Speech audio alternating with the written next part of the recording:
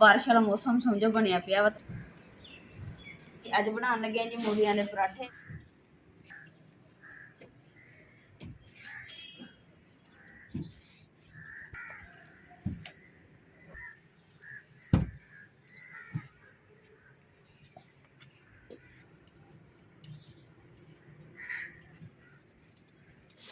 और नाले मैंने ना काफ़ी भैनों के ना कमेंट आते हैं कि जी थोड़ी छुरी है ना सानू बड़ी पसंद है।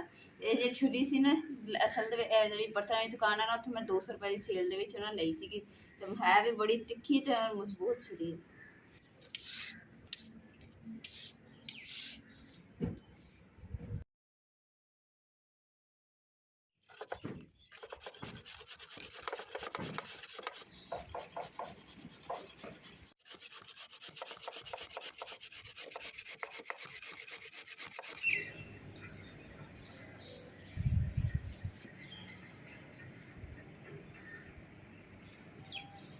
अलहमदुल्ला जी मूलियां तो कदोकश कर लियां। तो जड़ा ना पिछली बारी मैं इदा ही निचोड़े बगैर ही ना पराठे बनाए थे तो सही नहीं बने थे, क्योंकि इन्हों का जो पानी होंगे ना वो आटे में पतला कर देंगे जिहदी वजह से पराठे नहीं सी बनते।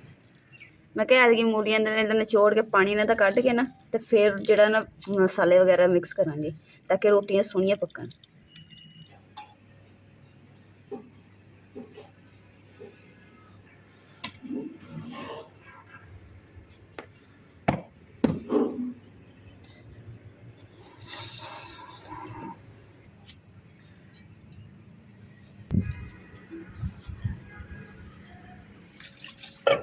मंजे तो मुंह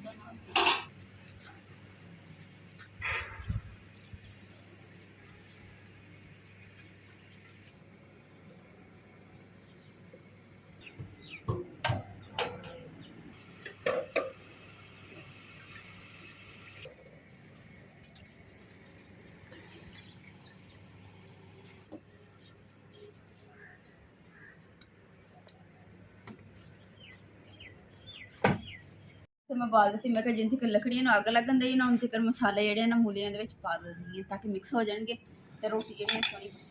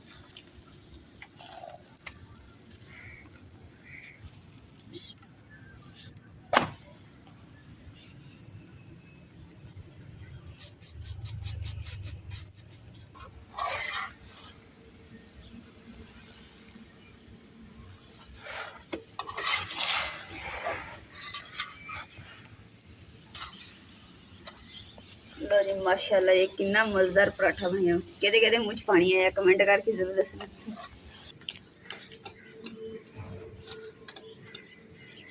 माशाल्लाह जी धुएं निकल रहे हैं तो मजेदार मसाले विच पराठे दे पे हुए। कितना मजा आ रहा है जो नाल होवे मूली वाला पराठा नाल गर्मा गर्म चाय। आय हाय आय हाय। बिस्मिल्लाह। जेड़े जेड़े मेरे भैन भरावां दा ना दिल करदा ना मूली वाला पराठा देख के ते आ जाओ। मैं बिस्मिल्लाह मैं थानू हुणे मजेदार पराठे बना के खिलानी है। तो मैं जेड़ा अपने वाला पराठा ना बहुत ही बड़ा बनाया वा। देखो तवे नाल भी बड़ा वा बड़ा इसलिए बनाया बना खाना भी एक ही है तो मजे नाल बंदा मसाला भर के फिर खावे पराठे।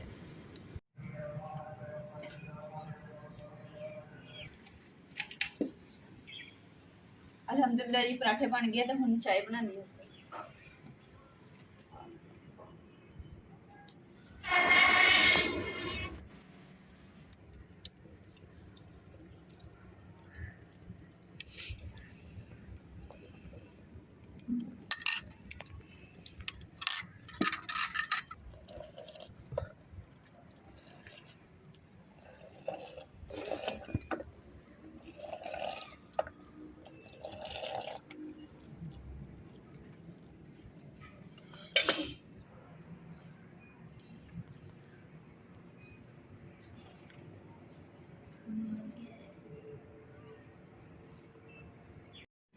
अम्मा जी खा के तो दसना कितना का पराठा बना और नरम पराठा बनाया साढ़े वास्ते ताकि साढ़े को ना दंदा आसानी ना खाने। अम्मा जी कह रहे कि दूर ही नजर आ रहा है कि वधिया वा। बिस्मिल्लाह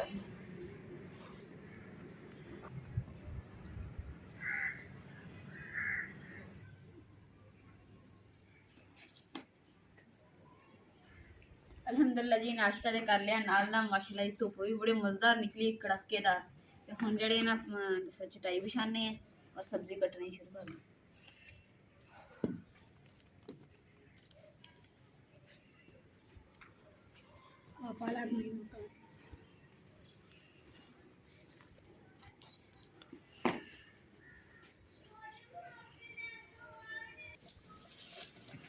दोपहर दे ते शाम दे खाने दा ना इंतजाम कर लैने क्योंकि उस पालक जेह्ड़ी अगर ना बनाई कट के ते फिर खराब हो जानी है। ये ते ताज़ा ताज़ा जेह्ड़ी चीज़ है ना बनाने दा खान दा मज़ा आंदा।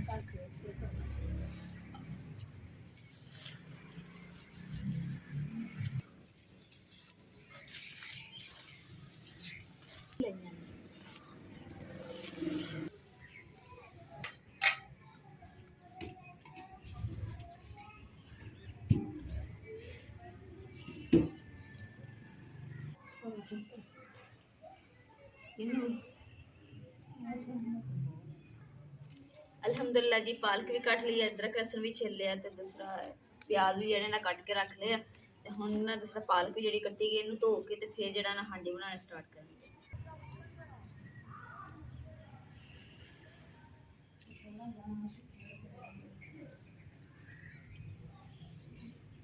सफाई वगैरह करके तो चटाई भी मैं बन ली है। इधरली साइड जी मुकम्मल साफ हो गई तो टाइम हो चुका 1:20 तो बाकी इधरली साइड रह गई मैं जल्दी ना सफाई करके ना ते अपना खाना पीने का इंतजाम कर लूँ।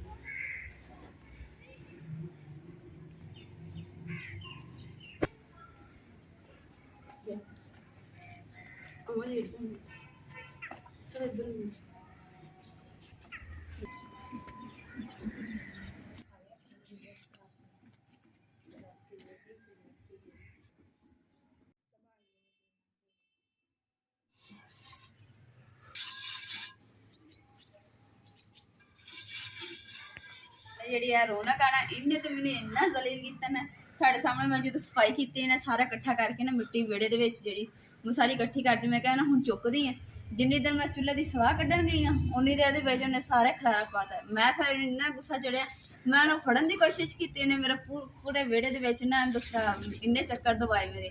ਇਹ ਤੇ ਮੈਂ ਸਾਰਾ ਦਿਨ ਇਹਨੂੰ ਖਵਾਉਂਦੀ ਆ ਤੇ ਮੇਰੇ ਨਾਲ ਜ਼ੁਲਮ ਕਰਦੀ ਆ।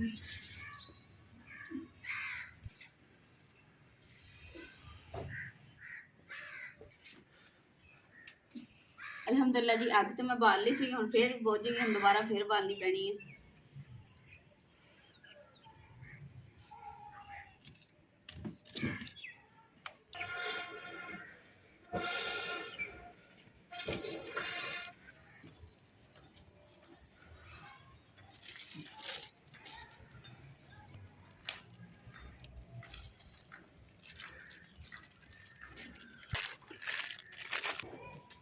अम्मा जी ने छापर ना खोल के ना तो दूसरे एक छापर दे विच ना वड्डे च पा रहे सिर्फ नहीं तो अम्मा जी कहते मेरे को ना डुल जाता वा। कितने डोले सारा है बुरा अम्मा जी कहते मेरे को मंजी के अगे डुल गया सारा।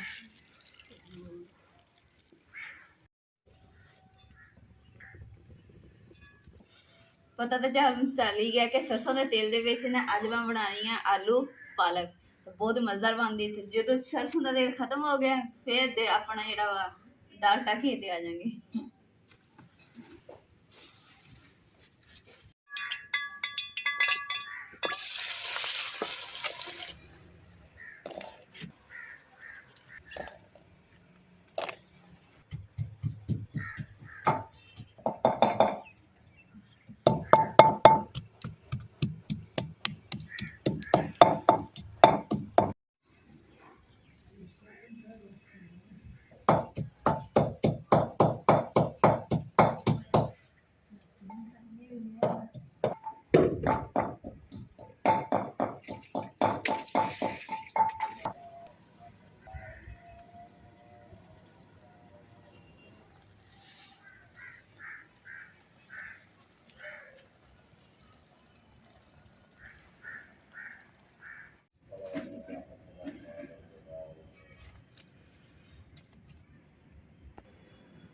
हांडी बनाते बनाते ना कि लकड़ा जी खत्म हो गई सी ते फिर जो ना बाला कट्टिया सीगा ते वो फिर ना टोटे ला दिता ताकि साडी जी रोटियां ना वो पक जाए।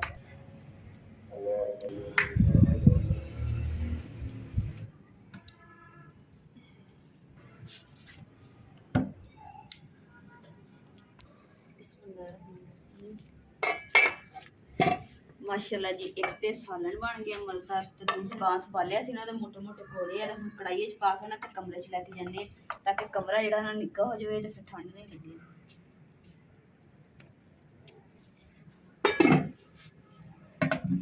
इन्ना सेक तोबा के कोल बैठा नहीं जाता। मैनू तो ना अग की जरूरत ही नहीं है क्योंकि मैं चंगी अग तो भुनी गई।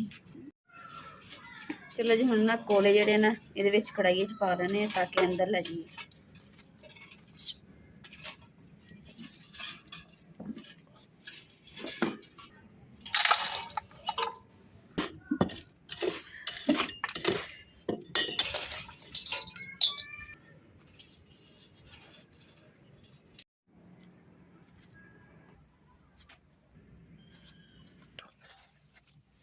बिस्मिल्लाहिर्रहमानिर्रहीम। माशाल्लाह जी पालक का सालन खा के ना आलू पालक का तो मज़ा ही आ गया।